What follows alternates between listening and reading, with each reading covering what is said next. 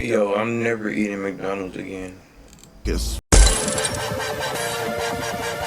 Alright, y'all. This one, 3 True McDonald's Horror Stories animated. Let's go. It is the hottest city in America, where even nighttime feels like an oven. It was late September when I stopped at the McDonald's on Indian School Road around 1:30 a.m. I just wanted a quick snack before heading home. The drive-thru line was empty. As I pulled up to the speaker, a girl's voice came through. She sounded young. She was probably in her early 20s. Welcome to McDonald's, what can I get you? Yeah, can I get a quarter-pounder meal and... Oh my god, is that you? She cut me off excitedly. What? Pull up to the window. Bro, he said, can I get a quarter-pounder meal? She's talking about, is that you? What? How often does he go to McDonald's? I drove forward, confused. When I got to the window, she was leaning out. She was a very pretty Hispanic girl.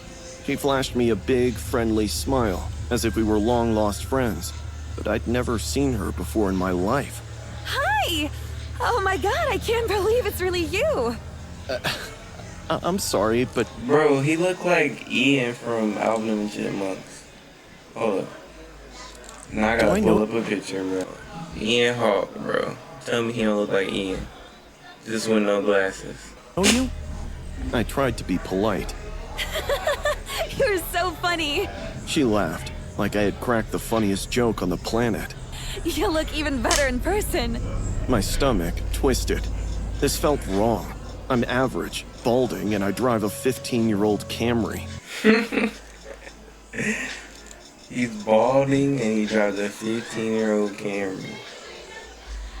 Bro, some people just don't get compliments enough. Girls don't randomly hit on guys like me. Look, I just want my food, You should totally give me your number. she said while twirling her hair. Or like, Bro, I maybe thought she knew him. I'm confused. I could come home with you tonight? I stared at her. What? Just for a bit. Please? Her voice sounded desperate. I get off in like 10 minutes. You could wait and then we could... No, I don't even know you. I was getting uncomfortable. Can I just get my order? The change was immediate. Her smile vanished, her eyes widened, and she started to speak. That's when a loud banging noise erupted from inside, sounding like a heavy object slamming against a wall. The girl's face instantly drained of color. Call 911. She whispered. What? Please call... A guy. Oh, she was trying to...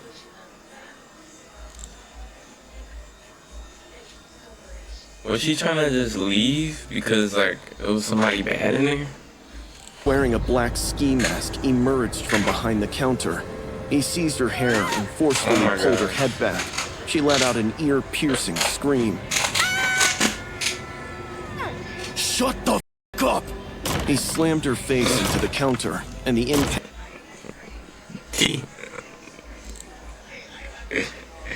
Bro, it's not funny, but it's funny. But why she ain't just say call 911 when he was on the intercom? sent blood She just wasted all that time. spattering onto the window, separating us. I was paralyzed, unable to move or think. A second masked figure appeared. This one was wielding a long, serrated knife and shouting at the woman. Where's the safe? Where's the f***ing money? She was now crying. I'm just... The first guy hit her across the face again. She fell out of view. Shaking, I fumbled for my phone, dropping and then snatching it up. I locked my doors and immediately called 911. Through the window, the guy with the knife looked up and saw me. He started moving toward the window. Bro, drive off. What are you doing? Now they know what he looks like, bro. I slammed the car into reverse. The tires screeched as I grabbed the phone from my lap and backed away. 911, what's your emergency? I told the operator everything that was happening. She told me to stay put in my car and not try to be a hero. Through the drive-thru window. Bro, what did she do to deserve this? I could still see them. The girl was on the ground. They were kicking her over and over, but she wasn't screaming anymore. I watched the guy with the knife bend down. I couldn't see what he was doing. A minute later, he stood up with a butcher's knife in his hands. It had an intestine dangling off it. His hands were dripping blood. He looked at his partner, and they both ran toward the back. The cops pulled in maybe 30 seconds later.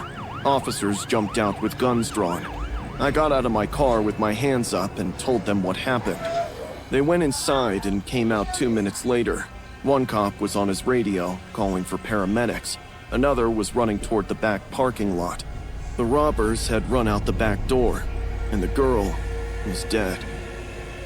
When the ambulance showed up, they brought her out on a stretcher with a sheet covered that... Bro, matter of fact, why didn't she just jump through the drive-thru window and run? had turned crimson. I heard one of the paramedics say something about multiple stab wounds. I had to give a statement and describe what I saw. A detective asked if I got a plate number on their car. I told them that I didn't even see a car.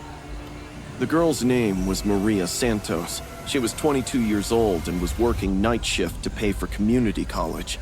The guys who killed her were caught a week later. They tried to rob a gas station 2 towns over. Police matched their DNA to the ones found at the Mcdonalds.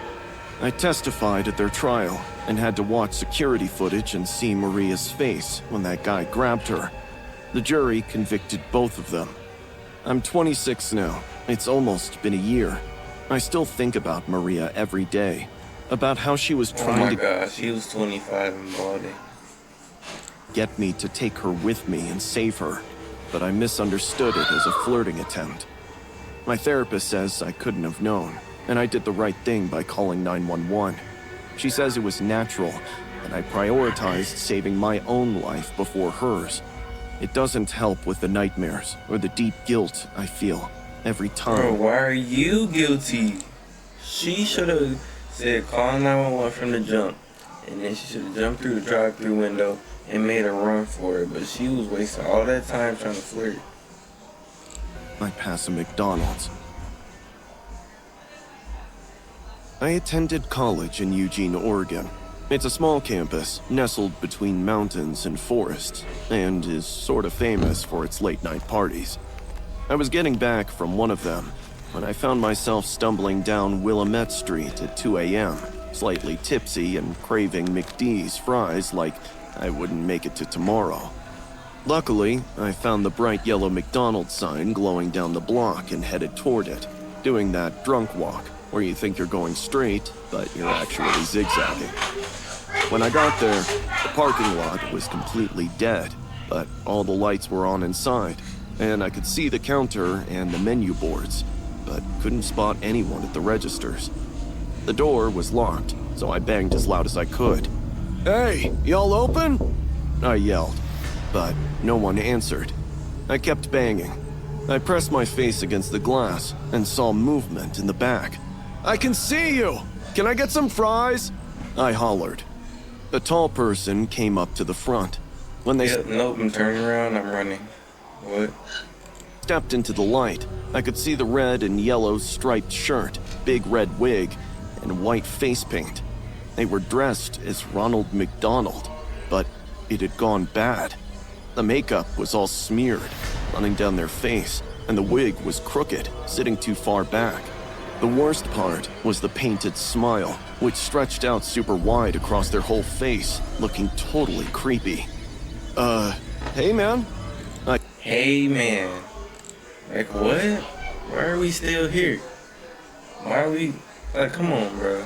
You know what, bro? I tried to sound I ain't even gonna say nothing. normal. "You guys still serving? I just want some fries or..." The sentence died in my throat as he tilted his head like a dog hearing a weird noise. His smile got freaking huge. He blinked, then bolted right at me.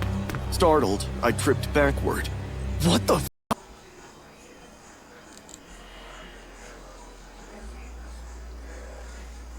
Bro, why do they always fall? He smacked into the glass door that rattled in response. His hands, clad in white gloves with those weird red and yellow stripes, were flat against it, and he was cracking up with this really high-pitched laugh that sounded weird for a guy. I was running my ass off, my drunk legs pumping. I almost ate shit on the curb, but caught myself. I heard the door rattle behind me. When I looked over, he was trying to get out. My eyes landed on the door to this park right across the street. It was dark as hell. I bolted toward it anyway, thinking I could hide there. I made it to a bench and Hide? Why are you stopping? I would have been running, bro. I would have been running forever. So I knew he wasn't gonna find me. collapsed behind it. Like, why are you stopping? Just arch, just poking it out under the bench, bro. My heart was going a mile a minute. I tried to stay as quiet as I could, but everything was seriously spinning. I listened carefully. There were footsteps on the sidewalk getting closer, and the guy was still freakily giggling. I held my breath as the footsteps got louder. Suddenly, he stopped right on the other side of the bench, and an eerie calm settled over. All I could hear was my heart trying to punch its way out of my chest. Eventually, the footsteps started up again. This time, they were fading out. I waited for 2 minutes before I stood up to peek. 2 minutes? The street was totally empty. I let out a breath I didn't know I was holding. I turned slightly, and something dropped from the tree above. I jumped and screamed at the top of my lungs. It was the guy. He was right in front of me, with that f***ing smile, 2 inches from my face. Bro, imagine he's just trying to give you free food. As I turned to run, I tripped over my own feet and He trips again, bro. hit the pavement hard. My hands, knees, and face scraped concrete. Everything hurt. The world spun, my stomach lurched, and I threw up all over myself. I was on my hands and knees puking when I felt him standing over me. I could see those big red shoes in my peripheral vision. He started laughing, like this was the funniest thing he'd ever seen. I was still on the ground, covered in my own vomit, and frantically scrambling backward to escape, while he just stood there, laughing. He then stopped and went quiet, staring at me for a long time. He turned around and walked back toward the Mcdonald's, whistling as if nothing had happened. I sat there in my own puke for probably 10 minutes. I was too scared to move and too drunk to think straight. Eventually, I got up and walked home. I took the longest way possible to avoid that McDonald's. Jake found me passed out in the shower at 4 a.m., still wearing my clothes. He thought I'd just gotten too drunk. I didn't tell him what happened. I returned the following day, completely sober and in broad daylight. The McDonald's appeared entirely normal, with customers eating and children in the play place. I approached the manager and asked if anyone had been dressed as Ronald McDonald the previous night. He looked at me like I was crazy. We don't do that anymore. Ronald's been retired for years. But I saw... You probably saw someone messing around. We do get weirdos sometimes. He went back to work. Nah, imagine it's him. He was the one dressed as Ronald McDonald. My online search of local crime reports revealed nothing regarding an individual in a clown costume or any suspicious activity. It has been weeks. I am still in Eugene and go to that campus every day, but I don't walk home drunk anymore. In fact, I avoid McDonald's at all costs, because even a single glimpse of those At least he learned something, bro. golden arches make me shiver. My roommates think I had a bad trip, that I hallucinated the whole thing. Maybe they're right. Maybe it was just the booze. But I still remember those big red shoes standing over me while I puked. Still hear that laugh and see that smile stretched way too wide. And I know it was real. Wait a minute, y'all. Look at this. Look at his eye color. Now let's go back to the worker that said they don't do that no more. Is that not the same color? Is it? Am I a detective? Nah, I might have just cooked.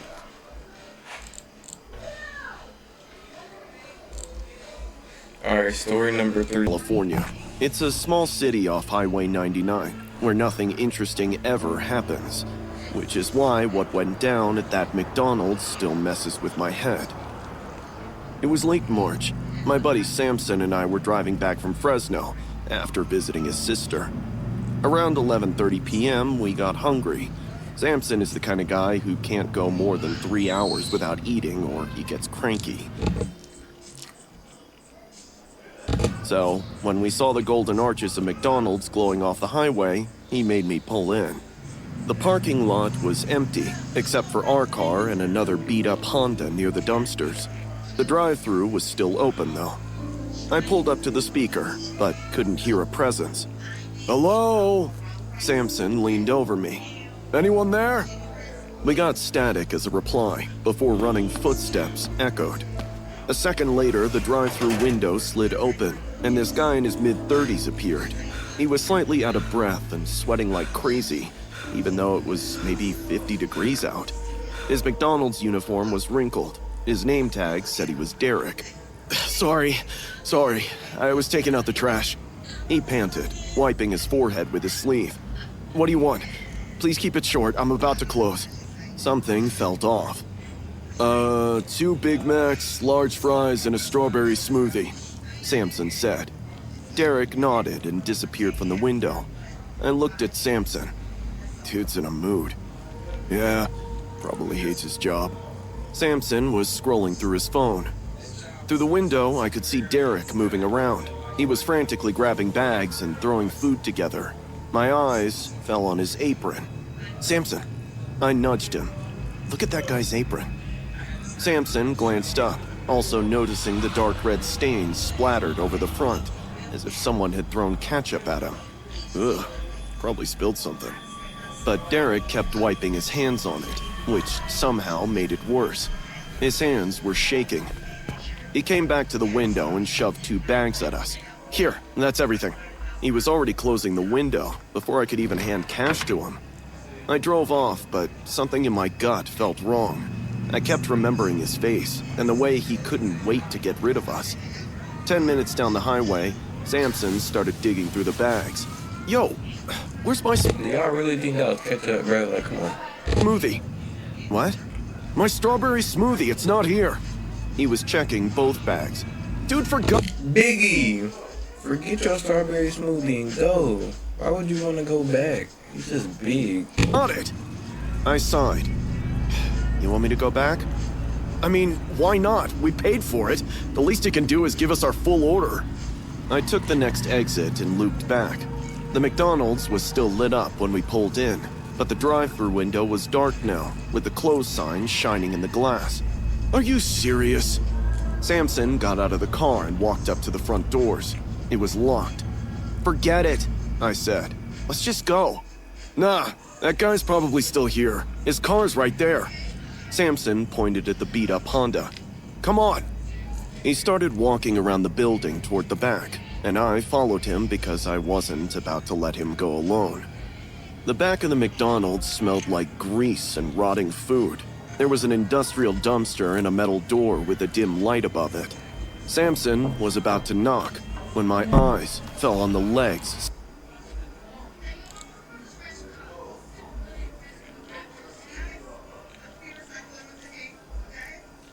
Bro, what?